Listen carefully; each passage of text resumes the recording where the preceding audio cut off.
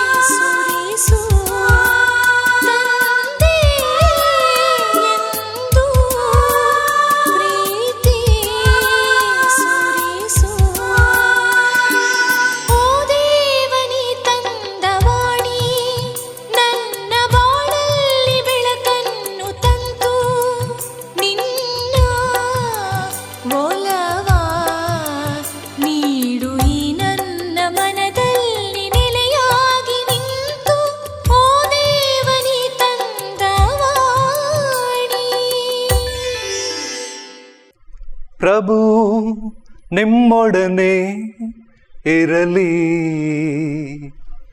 ನಿಮ್ಮಾತ್ಮದೊಡನೆಯೂ ಇರಲಿ. ಮತ್ತಾಯನು ಬರೆದ ಪವಿತ್ರ ಶುಭ ಸಂದೇಶದಿಂದ ವಾಚನ.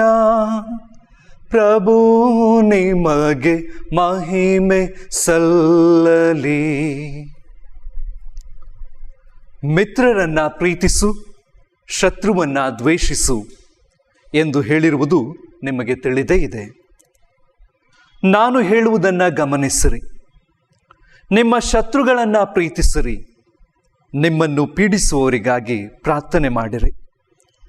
ಇದರಿಂದ ಸ್ವರ್ಗದಲ್ಲಿರುವ ನಿಮ್ಮ ತಂದೆಗೆ ನೀವು ಮಕ್ಕಳಾಗುವಿರಿ. ಅವರು ಸಜ್ಜನರ ಮೇಲೂ ದುರ್ಜನರ ಮೇಲೂ ತಮ್ಮ ಸೂರ್ಯನು ಉದಯಿಸುವಂತೆ ಮಾಡುತ್ತಾರೆ. ನೀತಿವಂತರ ಮೇಲೂ ಅನೀತಿವಂತರ ಮೇಲೂ ಮಳೆಗೆರೆಯುತ್ತಾರೆ. ನಿಮ್ಮನ್ನು ಪ್ರೀತಿಸುವವರನ್ನು ಮಾತ್ರ ನೀವು ಪ್ರೀತಿಸಿದರೆ ಅದರಿಂದೇನು ಫಲ? ಸುಂಕ ವಸೂಲಿ ಮಾಡುವವರು ಹಾಗೆ ಮಾಡುವುದಿಲ್ಲವೇ? ನಿಮ್ಮ ಮಿತ್ರರನ್ನ ಮಾತ್ರ ನೀವು ಗೌರವಿಸಿದರೆ ಅದರಲ್ಲೇನು ವಿಶೇಷ? ಅನ್ಯ ಜನರೂ ಹಾಗೆ ಮಾಡುತ್ತಾರಲ್ಲವೇ? ಆದುದರಿಂದ ಸ್ವರ್ಗದಲ್ಲಿರುವ ನಿಮ್ಮ ತಂದೆ ಪರಿಪೂರ್ಣರಾಗಿರುವಂತೆ ನೀವು ಪರಿಪೂರ್ಣರಾಗಿರಿ.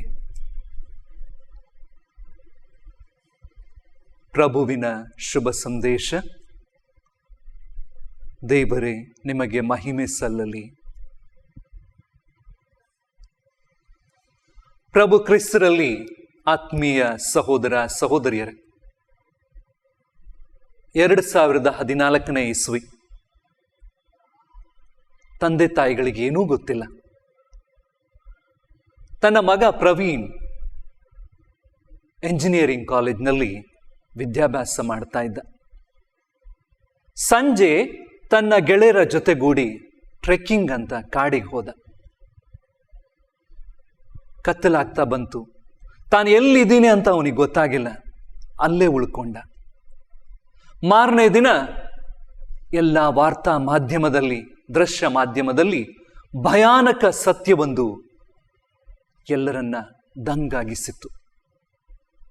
ಆನೆಯ ತುಳಿತಕ್ಕೆ ಈ ಪ್ರವೀಣ್ ಹತನಾಗಿದ್ದ. ತಾಯಿಯ ರೋದನ ಮುಗಿಲ್ಮುಟ್ಟಿತ್ತು. ತಂದೆ ಅಳ್ತಾ ಇದ್ದ. ಇದನ್ನ ನೋಡಿದಂತಹ ಪ್ರತಾಪ್ಸನ್ ವಿಜಯ ಕರ್ನಾಟಕದ ಅಂಕಣದಲ್ಲಿ ಆ ತಂದೆ ತಾಯಿಗಳನ್ನ ಸಂತೈಸೋದಕ್ಕೆ ಒಂದು ಪುಟ್ಟ ನಿದರ್ಶನವನ್ನ ಕೊಟ್ಟಿದ್ದ. ಆ ನಿದರ್ಶನ ಹೀಗಿದೆ. ಯುರೋಪ್ ದೇಶದಿಂದ ಬಂದಂತ ಒಂದು ಮಹಿಳೆ ತನ್ನ ಗಂಡನನ್ನ ಭಾರತ ದೇಶದಲ್ಲಿ ಕಳ್ಕೊಂಡ್ಳು.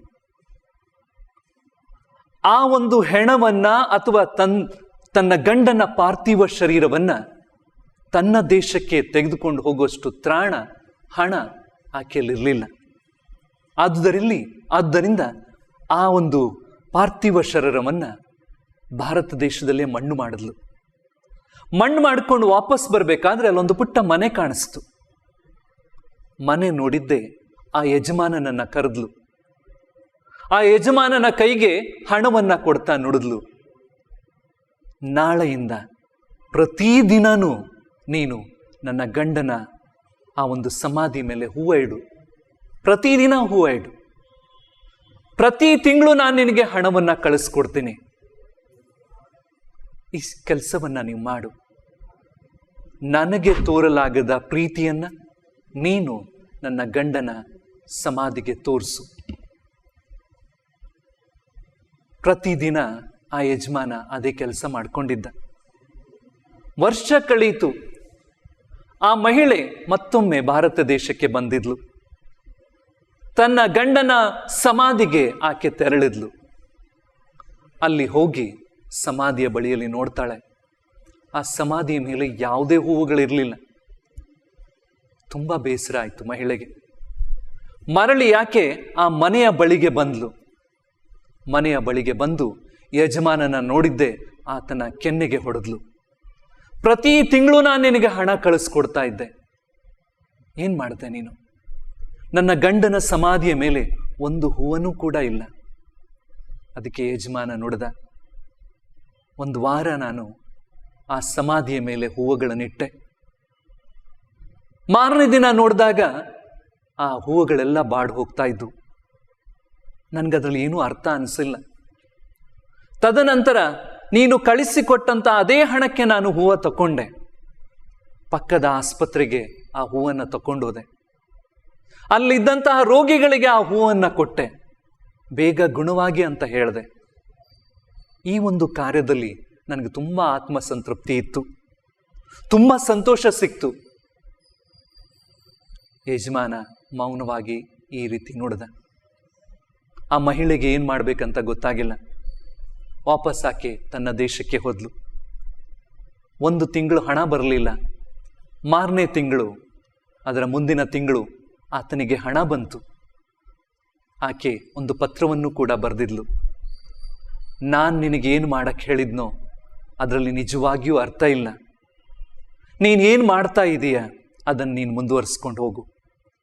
ದೇವರ ಪ್ರೀತಿ ದಯೆ ಇರೋದಾದರೆ ಅದು ನಿನ್ನ ಮೂಲಕ ರೋಗಿಗಳನ್ನು ತಲುಪಲಿ.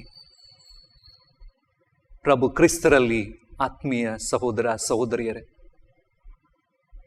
Love in action is mercy. ಪ್ರೀತಿಯ ಕಾರ್ಯರೂಪ ದಯೆ. ಈ ದಯೆಗೆ ಹಲವು ಆಯಾಮಗಳಿವೆ. ಈ ದಯೆಯನ್ನು ಅನೇಕ ರೀತಿಯಲ್ಲಿ ನಾವು ಅನುಭವಿಸಿದ್ದೀವಿ. ಆದರೆ ಒಂದು ಸತ್ಯ ನಮಗೆ ಗೊತ್ತಾಗಬೇಕು. ಈ ದಯೆಗೆ ಅಥವಾ ದೈವಿ ದಯೆಗೆ 3 ಮುಖ್ಯವಾದ ಗುಣಗಳಿವೆ. ಮೊದಲನೆಯ ಗುಣ, ಈ ದೈವಿ ದಯೆ ದೇವರ ಪರಮಾಧಿಕಾರ. God's mercy is sovereign. ರೋಮನರಿಗೆ ಬರೆದಂಥ ಪತ್ರ 9ನೇ ಅಧ್ಯಾಯ 16ನೇ ವಚನದಲ್ಲಿ ನಾವು ಆಲಿಸ್ತೇವೆ. ದೇವರ ದಯೆ ದೊರಕುವುದು ಮಾನವನ ಇಚ್ಛೆಯಿಂದಲ್ಲ, ಅವನ ಪ್ರಯತ್ನದಿಂದಲೂ ಅಲ್ಲ, ಬದಲಾಗಿ ಅದು ದೊರಕುವುದು ದೇವರ ದಯೆಯಿಂದ ಮಾತ್ರ. V deserve and we get. It's justice. We don't deserve, still we get. That is mercy. ಯೋಗ್ಯತೆ ಇದ್ದು ಕೊಡುವಂಥದ್ದು ನ್ಯಾಯ.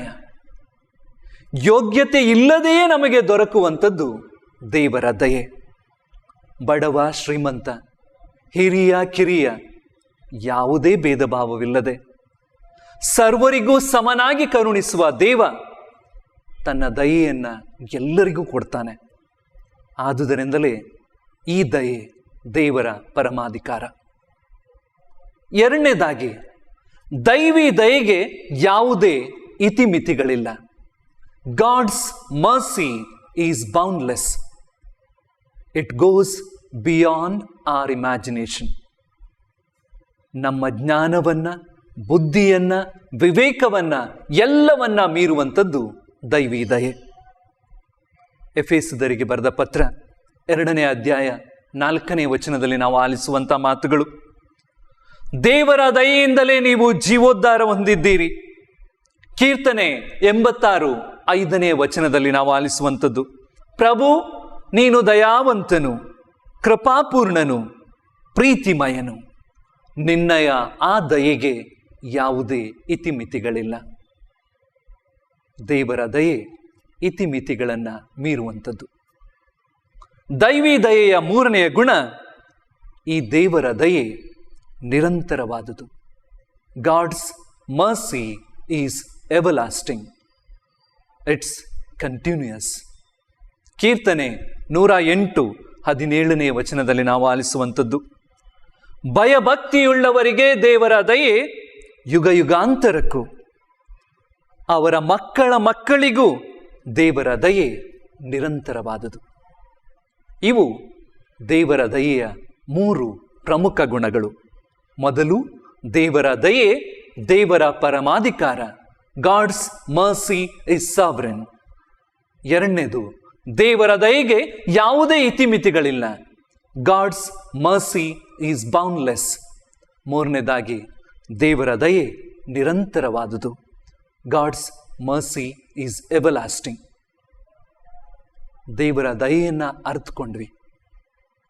ದೇವರ ದಯೆಯನ್ನು ನಾವು ಅರಿತುಕೊಂಡಿದ್ದಾದರೆ ಆ ದಯೆಗೆ ನಾವು ಯಾವ ರೀತಿ ಬದುಕಬೇಕು ಎಂಬುದನ್ನು ಅರಿತುಕೊಳ್ಳೋಣ. ಮೊದಲನೇದಾಗಿ ನಮ್ಮ ಬದುಕಿನಲ್ಲಿ ದಯೆಗೆ ಸ್ಥಾನ ಯಾವುದಿದೆ? ದಯಾವಂತನು ನೀನಾದರೆ ವಿಭಿನ್ನ ವ್ಯಕ್ತಿಗಳೊಂದಿಗೆ ನೀನು ಸಹನೆಯಿಂದಿರುವೆ. ನಮ್ಮ ದಿನನಿತ್ಯದ ಮಾತುಗಳನ್ನು ನಾವು ಆಲಿಸುವಂತಹ ಕೆಲವು ಮಾತುಗಳು, ಅಯ್ಯೋ ದೇವ್ರೆ, ಇವನೊಂದಿಗೆ ನಾನು ಬದುಕೋದಿಕ್ಕೆ ಆಗದೇ ಇಲ್ಲ, ನನ್ನ ಅತ್ತೆ ಹತ್ರ ಬದುಕೋದಿಕ್ಕೂ ಆಗೋದಿಲ್ಲ, ಸಾಯೋದಿಕ್ಕೂ ಆಗೋದಿಲ್ಲ, ನನ್ನ ಗಂಡ ಸೈತಾನನ ಇನ್ನೊಂದು ರೂಪ, ಆ ಒಂದು ನನ್ನ ಗೆಳೆಯ ಅಂತ ತಿಳ್ಕೊಂಡಿದ್ದೆ, ಅವನನ್ನು ನಂಬಾರ್ದು, ಬಗಲ್ ಮೇ ದುಶ್ಮನ್ ಅವನು. ಈ ಮಾತುಗಳನ್ನು ನಾವು ಕೇಳಿದ್ದೇವೆ. ದೇವರ ದಯೆ ವಿಭಿನ್ನವಾದ ವ್ಯಕ್ತಿಗಳೊಂದಿಗೆ ಸಹನೆಯಿಂದ ಬದುಕುವಂಥದ್ದು. ದೇವರೇ ಎಲ್ಲರ ಮೇಲೆ ಬೆಳಕನ್ನ, ಮಳೆಯನ್ನ ಕೊಡ್ತಾ ಇರಬೇಕಾದ್ರೆ ಆ ದೇವರ ದಯೆಯಲ್ಲಿ ಯಾವುದೇ ರೀತಿಯ ಭಿನ್ನಾಭಿಪ್ರಾಯ ಇಲ್ಲದೆ ಇರೋ ರೀತಿಯಲ್ಲಿ ಇದ್ದದ್ದಾದ್ರೆ, ಆತ್ಮೀಯರೇ, ಸಹನೆಯಿಂದ ಎಲ್ಲ ಜನರೊಂದಿಗೆ ಬದುಕೋಣ. ದೇವರ ದಯೆ ನಿನ್ನಲ್ಲಿರೋದಾದ್ರೆ ನೀನು ವಿಭಿನ್ನ ವ್ಯಕ್ತಿಗಳೊಂದಿಗೆ ಸಹನೆಯಿಂದ ಬದುಕ್ತೀಯ. ಎರಡನೇದಾಗಿ, ದಯಾವಂತರು ನೀವಾಗಿದ್ದೀರಿ ಅಂತ ಹೇಳಿದ್ರೆ ವೈರಿಗಳನ್ನ ಕ್ಷಮಿಸುವುದು. God hates sin but loves sinners. ದೇವರು ಪಾಪಿಗಳನ್ನ ದ್ವೇಷಿಸುವುದಿಲ್ಲ, ಪಾಪವನ್ನ ದ್ವೇಷಿಸ್ತಾರೆ. ಅಥವಾ ದೇವರು ಪಾಪಿಗಳನ್ನ ಪ್ರೀತಿಸ್ತಾರೆ, ಪಾಪವನ್ನ ದ್ವೇಷಿಸ್ತಾರೆ. ಕೊಲಸ್ಸೆಯವರಿಗೆ ಬರೆದಂತಹ ಪತ್ರ 3ನೇ ಅಧ್ಯಾಯ 13ನೇ ವಚನದಲ್ಲಿ ನಾವು ಆಲಿಸುವಂಥ ಮಾತುಗಳು, ಒಬ್ಬರನ್ನೊಬ್ಬರು ಸೈರಿಸಿಕೊಳ್ಳಿ, ಒಬ್ಬರ ಮೇಲೆ ತಪ್ಪು ಹೊರಿಸಲು ಕಾರಣವಿದ್ದರೂ ಕ್ಷಮಿಸಿಬಿಡಿ. ಪ್ರಭು ಯೇಸು ನಮ್ಮನ್ನು ಕ್ಷಮಿಸಿದಂತೆ ನೀವು ಕೂಡ ಒಬ್ಬರನ್ನೊಬ್ಬರು ಕ್ಷಮಿಸಿರಿ. 3ನೇದಾಗಿ, ದಯಾವಂತರು ನೀವಾಗಿದ್ದೀರಂತ ಹೇಳಿದ್ರೆ ನೊಂದವರಿಗೆ ಸಾಂತ್ವನವಾಗೋದು. ದಿನದಿಂದ ದಿನಕ್ಕೆ ನಮ್ಮ ಪ್ರಪಂಚ ಸಣ್ಣದಾಗ್ತಾ ಇದೆ. ನಾನು, ನನ್ನದು, ನನ್ನ ಮನೆ, ನನ್ನ ಮಕ್ಕಳು, ಇಷ್ಟಕ್ಕೆ ನಮ್ಮ ಬದುಕು ಸೀಮಿತವಾಗ್ತಾ ಇದೆ. ಇತರರ ಆಕ್ರಂದನ ನಮಗೆ ಕೇಳ್ತಾ ಇಲ್ಲ, ಇತರರ ದುಃಖ ನಮಗೆ ಅನುಭವಕ್ಕೆ ಸಿಗ್ತಾನೇ ಇಲ್ಲ. ದೇವರ ದಯೆ ಎಂದರೆ ಕಾರ್ಯದಲ್ಲಿರುವಂತಹ ಪ್ರೀತಿ. Mercy means love in action. ಜ್ಞಾನೋಕ್ತಿ 3ನೇ ಅಧ್ಯಾಯ 27ನೇ ವಚನ, ನೊಂದವರಿಗೆ ನೆರವಾಗು, ಸಹಾಯವಾಗಬೇಕೆಂದು ಕೇಳ್ಕೊಂಡು ಬಂದಾಗ ಅವರನ್ನು ದೂರ ಮಾಡಬೇಡ. ದೇವರ ದಯೆ ನಿನ್ನಲ್ಲಿದ್ದರೆ ಕಷ್ಟದಲ್ಲಿರುವವರಿಗೆ ನೀನು ಸ್ಪಂದಿಸ್ತೀಯ, ಅವರನ್ನು ಪ್ರೀತಿಸ್ತೀಯ, ಅವರ ನೋವಿನಲ್ಲಿ ನೆರವಾಗ್ತೀಯ. 4ನೇದಾಗಿ, ದಯಾವಂತರು ನೀವಾಗಿದ್ದೀರಂತ ಹೇಳಿದ್ರೆ ಪ್ರೀತಿಯನ್ನ ಅನುಭವಿಸಿ ಪ್ರೀತಿಯನ್ನ ನೀಡ್ತೀರ. ಈ ಪ್ರೀತಿಗೆ 3 ಗುಣಗಳಿವೆ. ಈ ಪ್ರೀತಿಯಲ್ಲಿ ಸೇವೆಯ ಯಾಗ ಇದೆ. ನಾನು ಬಂದಿರುವುದು ಸೇವೆ ಮಾಡಿಸಿಕೊಳ್ಳುವುದಕ್ಕಾಗಿ ಅಲ್ಲ, ಬದಲಾಗಿ ಸೇವೆ ಮಾಡುವುದಕ್ಕಾಗಿ. ಇದೇ ಪ್ರೀತಿಯಲ್ಲಿ ತ್ಯಾಗದ ಸಿಂಚನ ಇದೆ. ತನ್ನ ಗೆಳೆಯನಿಗಾಗಿ ಪ್ರಾಣ ಕೊಡುವುದಕ್ಕಿಂತ ಮಿಗಿಲಾದ ಪ್ರೀತಿ ಇನ್ನೊಂದಿಲ್ಲ ಎಂದ ಪ್ರಭು ಯೇಸು ಕ್ರಿಸ್ತರು ತನ್ನ 2 ಕರಗಳನ್ನು ಚಾಚಿ ಶಿಲುಬೆ ಮೇಲೆ ಪ್ರಾಣತ್ಯಾಗ ಮಾಡಿದ್ರು. ಪ್ರೀತಿಯಲ್ಲಿ ತ್ಯಾಗದ ಸಿಂಚನ ಇದೆ. 3ನೇದಾಗಿ, ಇದೇ ಪ್ರೀತಿಯಲ್ಲಿ ಸೇವೆನೂ ಕೂಡ ಅಡಗಿದೆ. ಸೇವೆಯಲ್ಲಿಯೇ ಪ್ರೀತಿಯನ್ನ ಕಂಡು ಆ ಸೇವೆಯ ಮೂಲಕವೇ ಇತರರಿಗೆ ನೆರವಾಗಿ ಅವರ ಬದುಕನ್ನ ಸುಸಂಪನ್ನಗೊಳಿಸೋದ್ರಲ್ಲಿ ನಮ್ಮ ಪ್ರೀತಿ ದಿನದಿಂದ ದಿನಕ್ಕೆ ಮುಂದೆ ಸಾಗಬೇಕು. ದಯಾವಂತರಾಗಿರುವುದಂದ್ರೆ ದೇವರ ಪ್ರೀತಿಯನ್ನ ಅನುಭವಿಸಿ ಪ್ರೀತಿಯನ್ನ ನೀಡೋದು. ಆತ್ಮೀಯ ಸಹೋದರ ಸಹೋದರಿಯರೇ, ದಯೆಯ ಬಗ್ಗೆ ಆಲಿಸಿದ್ವು. ದೇವರ ದಯೆ ಏನಂತ ತಿಳ್ಕೊಂಡ್ವಿ. ನಾವು ದಯಾವಂತರಾಗಿರೋದಾದ್ರೆ ಮೊದಲನೇದಾಗಿ ವಿಭಿನ್ನ ವಿಚಿತ್ರ ವ್ಯಕ್ತಿಗಳೊಂದಿಗೆ ನಾವು ಸಹನೆಯಿಂದ ಇರಬೇಕು. 2ನೇದಾಗಿ, ದಯಾವಂತರಾಗಿದ್ದಾರೆ ಅಂದರೆ ವೈರಿಗಳನ್ನು ಪ್ರೀತಿಸಿ ಕ್ಷಮಿಸಬೇಕು. 3ನೇದಾಗಿ, ದಯಾವಂತರು ನೀವಾಗಿದ್ದೀರಿ ಅಂದರೆ ನೊಂದವರಿಗೆ ಸಾಂತ್ವನ ಆಗಬೇಕು. 4ನೇದು, ದಯಾವಂತರು ನೀವಾಗಿದ್ದೀರಿ ಅಂತ ಹೇಳಿದ್ರೆ ದೇವರ ಪ್ರೀತಿಯನ್ನು ಅನುಭವಿಸಿ ಅದೇ ಪ್ರೀತಿಯನ್ನು ಇತರರಿಗೆ ನೀಡಬೇಕು.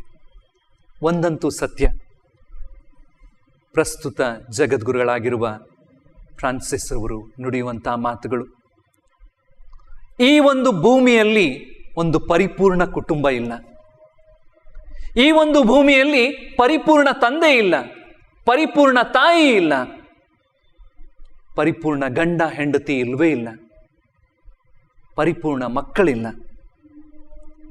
ನಾವು ಪರಸ್ಪರ ಬೇಸರಗೊಳ್ಳದೆ ದಯೆ, ಕ್ಷಮೆ ಈ ಪ್ರಪಂಚದಲ್ಲಿ ನೆಲೆಸಬೇಕಾದ್ರೆ ಪರಿಪೂರ್ಣತೆ ಇಲ್ಲದವರ ಜೊತೆಗೆ ದೇವರ ದಯೆಯಲ್ಲಿ, ಪ್ರೀತಿಯಲ್ಲಿ ಬಾಳಬೇಕು. ಆ ದಯೆ, ಪ್ರೀತಿ ನಮ್ಮ ಹೃದಯಗಳಲ್ಲಿ, ನಮ್ಮ ಮನಸ್ಸುಗಳಲ್ಲಿ ತುಂಬಿ ನಲಿದಾಡಲಿ. ನಮ್ಮ ಕಣ್ಣುಗಳನ್ನು ಮುಚ್ಚಿಕೊಳ್ಳೋಣ, ಆ ದೇವರಲ್ಲಿ ಪ್ರಾರ್ಥಿಸೋಣ. ತಂದೆಯಾದ ದೇವರೇ, ನಿಮ್ಮ ದಯೆ ಅಪರಿಮಿತವಾದುದು. ನಮ್ಮೆಲ್ಲರನ್ನ ನೀವು ಪ್ರೀತಿಸುತ್ತೀರಿ. ನಿಮ್ಮ ದಯೆಯ ಅನುಭವ ನಮಗಿದೆ. ಅದೇ ದಯೆಯನ್ನು ಅನುಭವಿಸಿ ಆ ದಯೆಯನ್ನು ಇತರರಿಗೆ ನೀಡಲು ಬೇಕಾದ ಶಕ್ತಿಯನ್ನು, ವರಪ್ರಸಾದವನ್ನು ನಮಗೆಂದು ಕರುಣಿಸಿರಿ. ಪ್ರಭು ಯೇಸು ಕ್ರಿಸ್ತರ ಮುಖಾಂತರ ನಿಮ್ಮನ್ನು ಪ್ರಾರ್ಥಿಸುತ್ತೇವೆ. ಆಮೆನ್.